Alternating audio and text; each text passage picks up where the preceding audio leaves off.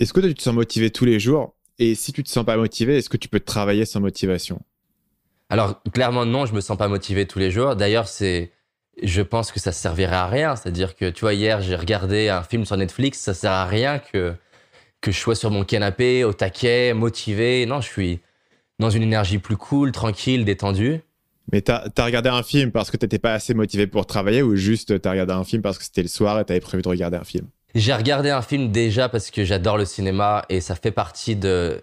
Ça influence la manière qu'on a de créer nos vidéos et ça fait partie aussi des projets que j'ai de créer un documentaire, donc ça m'intéresse. Donc j'aime déjà le cinéma. Et puis, mais c'est lié à ça. J'aime le cinéma et au-delà du côté business, c'est, je sais pas, une récompense, quelque chose qui est agréable pour moi. Et j'ai remarqué que je suis pas forcément plus productif au final si je m'interdis toute forme de choses qui me font plaisir d'une certaine manière. Même si le mot plaisir me convient pas exactement, mais nourrissent. Mais par exemple, est-ce que ça peut t'arriver de te lever le matin et d'aller un peu au charbon? Moi, ça peut m'arriver, tu vois, il y a des matins où je suis en mode, ok, par exemple, je prends l'exemple de quand j'écrivais mon livre, parce que c'était extrêmement clair, tu vois. En gros, bah, chaque jour, j'avance sur mon livre, j'écris. Il y a des jours où j'étais pas extrêmement motivé d'écrire ce livre et j'aurais peut-être voulu faire autre chose ou faire un autre projet, etc. La différence, c'est que je me suis engagé pour faire le livre et je sais très bien que si je prends une bifurcation aujourd'hui, je suis dans la merde, le livre, il va jamais sortir. Ça prend déjà suffisamment longtemps de faire un livre. Il y a des jours où je suis pas particulièrement motivé pour travailler sur le projet en particulier, mais pour des raisons stratégiques et pour des raisons de choix et pour des raisons de décision et d'engagement et de routine et toutes ces raisons-là, je me dis, OK, je vais me mettre sur ce projet, je vais continuer à le rouler. Et puis, ce sera un jour de plus, ça sera 2000 mots de plus sur mon manuscrit. Et c'est ça que j'ai vraiment envie de faire et c'est ça qui est vraiment important. Sans ressentir cette sensation de motivation, mais peut-être par une forme d'obligation, par une forme de routine, par une forme de persévérance, d'obstination, comme tu veux. Est-ce que tu as aussi parfois cette sensation de je suis pas particulièrement motivé aujourd'hui, mais c'est pas grave? Ou est-ce que tu penses que dans tous les cas, c'est un problème et c'est un symptôme de quelque chose? Alors, personnellement, j'ai pas trop... ça doit m'arriver, mais ça arrive quand même pas beaucoup de me lever le matin et de pas être motivé. En revanche, ce qui va m'arriver, clairement, et ce qui va du coup faire un lien avec ce que tu viens de dire, c'est typiquement m'asseoir, écrire un script de vidéo. Dans le début, face à la feuille blanche, peut avoir dans le début de l'écriture ce truc de putain, j'y arrive pas, j'ai envie de faire autre chose et je me mets à avoir des pensées d'aller manger, des pensées d'aller regarder quelque chose sur YouTube. Là, je vais le ressentir et je peux aussi le ressentir à la fin du projet quand j'ai fait finalement toute la partie qui me stimule beaucoup et on est sur les derniers détails qui peuvent ne pas me plaire en soi à faire, mais qui me semblent importants.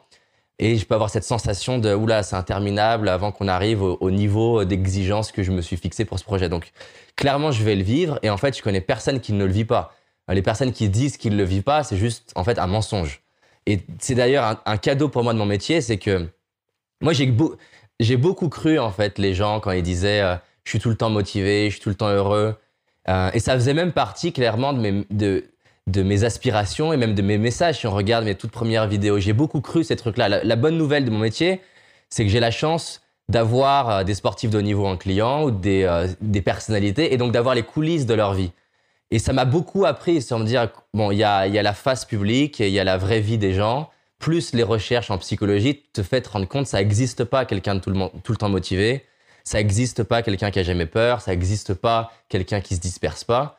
Par contre, il y a plein de choses qu'on peut faire pour... Moi, j'aime bien cette philosophie du marin. L'idée, c'est pas de garder le cap, l'idée, c'est de le reprendre. Et donc, je vais être face à ma feuille blanche et j'arrive pas à le faire, ça soulève deux questions. Un, pourquoi je veux le faire? Parce que peut-être qu'encore une fois, on en revient à ce qu'on a dit tout à l'heure. Ça se trouve, je suis en train de m'imposer de faire un script de vidéo alors qu'en fait, je peux l'improviser, alors que je peux ne pas la faire, alors que je peux la déléguer et mon symptôme d'avoir du mal à m'y mettre, c'est peut-être juste pour me dire, David, sois créatif. Ou créatif, j'entends, ça peut être aussi lâche ce truc-là en fait. Plein de fois, la réponse pour moi à un manque de motivation, c'est je le fais pas, ou je le délègue, ou je le ferai plus tard. Maintenant, il y a plein de fois aussi où j'ai ce manque de motivation entre guillemets, même si je le vivrais pas comme ça, je me dis pas j'ai un problème de motivation, je me dis juste j'ai plus de mal à m'y mettre et il y a quelque chose. Et donc là, dans cette phase où je sens que j'ai quand même envie d'y aller, je vais être en mode, j'aime bien être créatif, de me dire tiens, qu'est-ce qui fait que j'ai du mal à m'y mettre? Et qu'est-ce qui peut m'aider à avoir envie de m'y mettre? Peut-être peut-être que je m'y mets au mauvais moment de la journée. On a tous des moments où on va être plus ou moins créatif ou plus ou moins productif. Donc, des fois, avec des clients, on va juste craquer le truc, c'est-à-dire qu'ils se forcent à le faire à 8 heures du matin alors qu'à 15 heures tous les jours, ils ont un pic d'énergie. Pourquoi? J'en sais rien, mais ça va bien avec eux. Donc, avant de me forcer, j'aime bien aussi être en mode comment je peux m'y prendre autrement pour que ça soit plus fluide. Après, ça peut être, des fois, j'ai du mal à m'y mettre. Non pas que le projet me parle pas, mais j'ai quelque chose à lâcher dans l'exigence. Je prends un exemple. J'avais un TED à préparer et j'arrivais vraiment pas à m'y mettre. Mais c'était pas lié au fait que c'était le mauvais projet. La difficulté à m'y mettre était la conséquence de la pression que je me mettais que ça doit être la meilleure conférence de ma vie et que ça doit faire 3 millions de vues et que je dois avoir des gens après ça qui vont me demander de passer sur des plateaux télé. Je mettais une telle pression sur le projet que la conséquence de ça faisait qu'il y avait mon système nerveux qui répondait en mode j'ai pas d'énergie. Donc avant d'en conclure, je vais me forcer. J'essaie déjà de comprendre il y a quoi dans ma psychologie qui fait que c'est difficile. Je donne un exemple qui a été dur émotionnellement pour moi. J'ai créé une vidéo il y a 3-4 ans qui était sur la gratitude. Et donc, faisant la vidéo sur la gratitude, je me suis dit, s'il y a bien une vidéo où il s'agit de la faire dans la gratitude, c'est cette vidéo sur la gratitude. Mais je m'étais mis une telle pression qu'il faut que je sois peace et dans le bien-être pendant tout le tournage que du coup, je pétais des câbles. Et à ce moment-là, on était à Faro, Portugal. Donc, j'avais en plus, c'était le plus gros tournage que j'avais jamais fait donc c'était 8 jours de tournage avec 6 personnes. Donc, en plus, je pétais des câbles devant mes équipes où je me disais dans ma tête, mais attends, t'enseignes des trucs sur la gratitude. C'est le sujet de gratitude, tu pètes des câbles. Plus je me disais ça, plus c'était dur de le gérer. Et donc là, le problème n'était ni un problème que c'est pas le bon projet, ni David, force-toi, mais au contraire, en fait, lâche l'exigence. Et ça a été en me demandant en quoi c'est un cadeau de péter des câbles devant tes équipes et que la vidéo soit pas aussi bien que prévu, ou alors que tu ne la fasses pas complètement dans la gratitude, que là, j'ai commencé à lâcher et arrêter de me mettre la pression, parce que vu qu'on tournait en extérieur, il y avait d'un coup un nuage, et vu que c'était une vidéo scénarisée, tu peux pas avoir un plan où tu as tout éclairé, le plan d'après qui est éteint. Donc, il y avait un stress de dire on comptait les jours pour arriver à tourner la vidéo, il s'est mis à pleuvoir. Mais bref, j'ai réussi à retrouver beaucoup plus d'énergie quand j'ai lâché quelque chose qui n'était pas lâcher le projet, mais lâcher une exigence. Donc, parfois, j'ai du mal à me motiver parce que je me mets une exigence qui n'est pas celle que je veux au fond, en fait.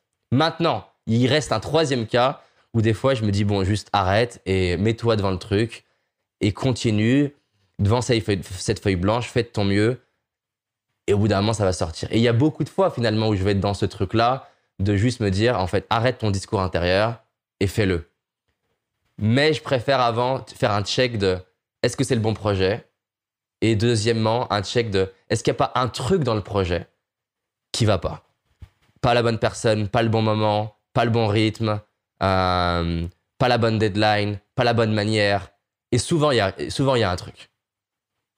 Et c'est quand même plus kiffant d'avancer en mode créatif. Salut, c'est Stan, j'espère que vous avez apprécié cet extrait du podcast Marketing Mania. Bien sûr, vous pouvez retrouver l'ensemble des épisodes du podcast, y compris les instructions sur comment vous abonner sur l'application Apple Podcast ou sur votre téléphone Android en vous rendant sur mon site à l'adresse marketingmania.fr/podcast. Je vous ai mis le lien dans la description de cette vidéo.